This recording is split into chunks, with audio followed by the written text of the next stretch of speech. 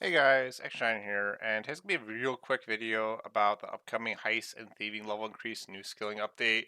I read all this, so I'm pretty much gonna give a big TLDR regarding it. So pretty much there's gonna be two high level heists that are gonna be active. Uh, as you can see, it's just all like you dodge these cannons and traps, and like go by the wall, wait for the cycle to start, then like you run. So if you've done like old school RuneScapes, what you would call it, agility. I don't know what it's called, but it's at the fireplace. It's similar to that with all the traps and its dodging.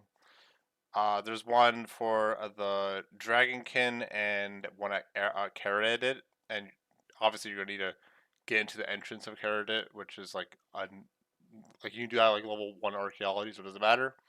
So yeah, again, the whole goal is just to uh, not get caught and don't get hit by traps. You can see the vision radius. You can see there's a chest there. Also, your loot goes from a 0 to 100%, and there's more loot uh, than you need. Like you can't loot everything, but you know there's a big final chest. So when you get hit, you also lose some of this loot. So let's just say I looted two chests. I'm at 20% loot. If I get hit, I might lose like 5% of it. So our strategy might be just to maybe just power through the beginning and then start looting chests. And then obviously once people have the exact number down, they'll know how many chests to loot to get 100% loot at the end of the whole raid. I'm not sure if the not raid heist, but I'm not sure if the final chest has like a unique loot or if the total loot is like just how much loot you get. I'm pretty sure the final chest is probably the unique loot. So that's carried it, and then there's some pictures of the Dragonkin raid. This looks like it's to the southeast of Anacrodia. Looks like it's literally just southeast of where that Slayer Master girl is. So that's where that is. And this one though, what level is this one? Uh, 95 is for the Carroted one, and the Dragonkin one is 108. The Dragonkin one though, if you die, it is a death. So if you're a hardcore Iron Man, you will lose a life. So be sure to bring food. Apparently, based on that too, I believe food also might be recommended for maybe just the second one because they only mentioned food for the second one. There's no like death traps it seems in the first raid. I'm not expecting a long experience. It's just probably gonna be a very short, repeatable instance where it's like I don't know the squirt juice. It's probably gonna be like that. I don't know what the area is called, but if you type in like squirt juice, it's that whole maze. So yeah, if you are used to that, maybe you like this. I don't know. What else? You after you finish the raid, you'll have a loot chest. It's like that's where all your loot goes. I think you like click on that and like you have to deposit your loot or something like that. Besides that, the uniques are four items or five items total. So there's a Gloomfire bow, which again, hey guys, I wasn't negative yet, but like again, a lot of this is reused assets. It's smart to do that. So yep, they're smart guys. But I swear it's an MTX bow that's recolored, but it's a tier 90 bow. But the biggest part is probably the Shadowfall special attack. We don't know what it does, but it says it marks your target with to be struck by shadows. So will it be like a multi-hit thing? Is it just more power creep to like stacking damage? I don't know. One thing that's important to note is that it fires arrows into your foe, so it is a single target special where you can't just like use it and like you'll benefit from like swapping targets. This is like single target damage, so yeah, we don't know what it does, so I'm not gonna say anything else. Ember staff. Uh, these seem to be also from the tier 90 raid, the Caradit raid. The staff and the bow. The staff is a tier 90 staff. Again, you probably won't be using the staff itself, but it immolates your foes with a powerful special attack, the last command. It sounds like it's AoE because it says immolates your foes, so yeah, more AoE guys. I mean, I think Magic has plenty of AoE, but yeah, those cat girls at Avisca are probably gonna get like mega destroyed by that. It sounds like. Uh, Also, the Shadowfall special attack might be good for the cat girls too. Who knows? Um, I don't know what this is, but we're gonna get Death Mask. It looks like an add-on for Razel's head helmet, whatever you call it. Interesting to note is I wonder if it's gonna be like if you have a third age hat. Did they already update this and put third age on it or no? We'll see. But we don't know what it does. Uh, I am also assuming this is from the Caradit raid, but it doesn't really say anything. Yeah. So they just had this very weird. It's very weird. They talk about the next part and like it's very weird formatting. But all three of these drops are from the Caradit raid. Again, what do you think this is gonna do, guys? It's probably just gonna be more necromancy damage. Like just you have a chance of getting necrosis stacks with every hit and like 10% conjure damage, something like that. The Anachronia Heist is a tier 90 dagger. It's pretty much a dragon dagger uh, legacy item where I don't think you're going to use the actual item because again it's only tier 90. It's not like you can upgrade with a Shard of Genesis. Interesting to note too that they took a picture, by the way, and they didn't even do like the Raksha quest yet. I don't think they did. I don't think this is here or like, maybe they didn't. I don't know. I swear this is not here after you do the Raksha quest, but uh, it's the final flurry special attack. You strike your target 3 times with increasing critical strike damage. So not chance damage. So obviously it might be depending on how it's coded. It might be very strong to do like Greater Fury into this special. It depends if all the hits are at once or one at a time. Because if they're all at once and uh, it, well actually yeah. So it actually I don't think it would work for Greater Fury because Greater Fury is your next hit, not ability. So it would work for Chaos Roar, but it's probably still good to do with Greater Fury. Uh, Again, it's pretty much just a Dragon Dagger. If it hits 3 times, and it probably only costs like 30% of Dren, maybe even 25. So it's probably just gonna be a better Dragon Claw special. So that's a pretty powerful buff because if you're able to non-stop spam this, because Dragon Claws is 4 hits for 50% of Dren.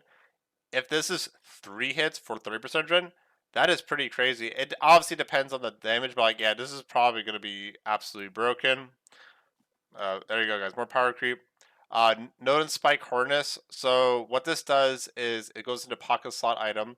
It holds armor spikes, and it has a passive called Karmic Retribution.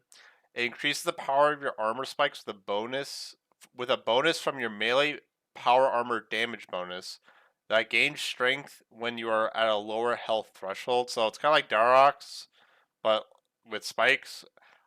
Spikes are very like pretty much a non-factor in a lot of fights because like at Amaska, people usually use melee when the boss is not doing anything, so armor spikes don't do anything there.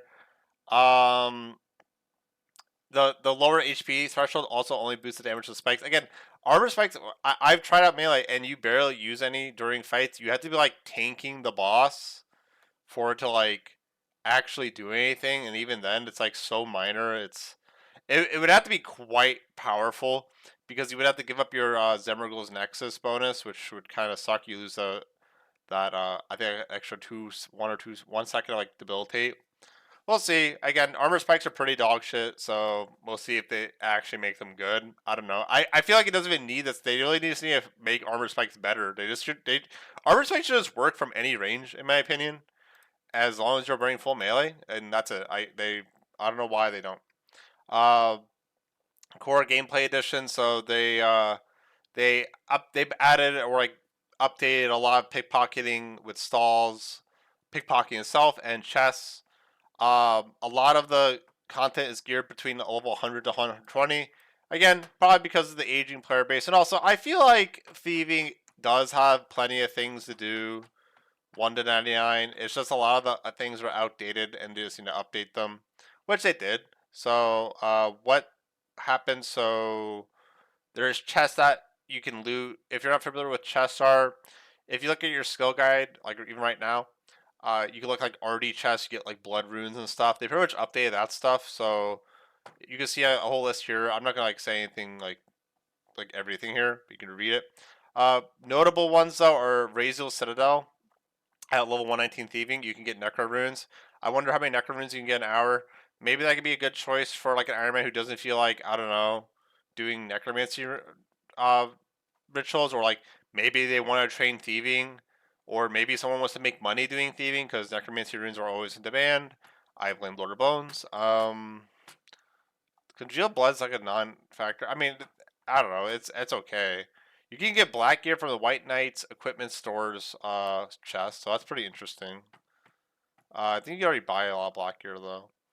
As you can see, it shows some pictures. Darkmire and Xander's have new stalls added. You can see the stalls here.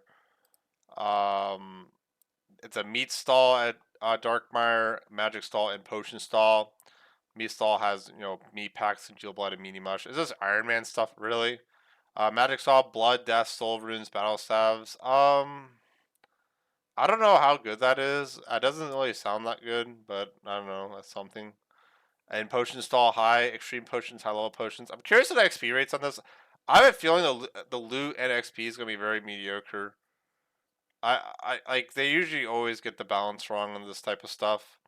Then it's just dead content because they like can't make it good because if they make the magic's all too strong, it devalues rune crafting too hard. I don't know. Xanaris stalls a spirit stall, seed stall, and trinket stall. You get mining and woodcutting spirits from the spirit stall, which is actually notable because some woodcutting items are kind of like harder to get. Like I remember doing leagues. I was considering making the hatchet of Bloom and Blight, but getting all the woodcutting spirits is a pain in the butt. So you can get them now, which is quite nice. So if you want to like, it probably again I keep on talking about Iron Man, but like that's like the only players left to even play this game. Honestly, it's probably a really good idea to stock up on like woodcutting spirits here. And yeah, I think if this came up during leagues or before leagues, this Thieving would have been a pretty good choice because getting spirits and all these other items would have been quite nice. And then the thing there's a bigger argument not to have like infinite shop stock, yada yada yada. There's also a bunch of people you can pickpocket. There's an archaeologist trainee, archaeologist, an archaeology professor, and they drop arc. They give you arc materials and arc artifacts. Wonder how many. Again, you probably want to wear your thieving cape during all these pickpocketing actions.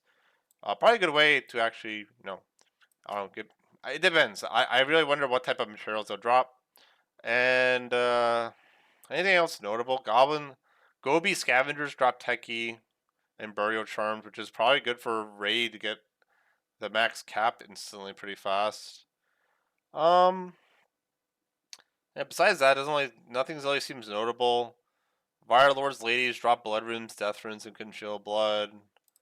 You can see you can pickpocket these traders. These gobies are near. I think this is east of raids, and this is I don't know where the heck this is. I don't really care too much. Professor is at the Armadale place. And yeah, this comes out Monday. Again, to some people think about this. Overall, I don't know if I'm even gonna get on. I mean, it sounds cute and all, but like I have kind of like a bad taste in my mouth for RuneScape. And again, like if I were to even do this, I would only do it for like I don't know an hour just to test it. And there you go. I don't know. I again, but range is a pain in the ass. So the bow's probably gonna be garbage. Like non high demand. Magic might actually be in high demand because I don't know. The AOE just if the AOE is insane, it'll be a lot. This thing's gonna be a lot of money. So if you want to do the carrot heist, if you get the death smash, this is probably gonna be like $2 because it's not a choice. It's just an add-on. It's just flat damage. So that's gonna be high demand on day one if you want to get money. And for the second heist, which I don't think drops anything else, again the first heist drops 3 uniques. The second one, the higher level one, drops only one.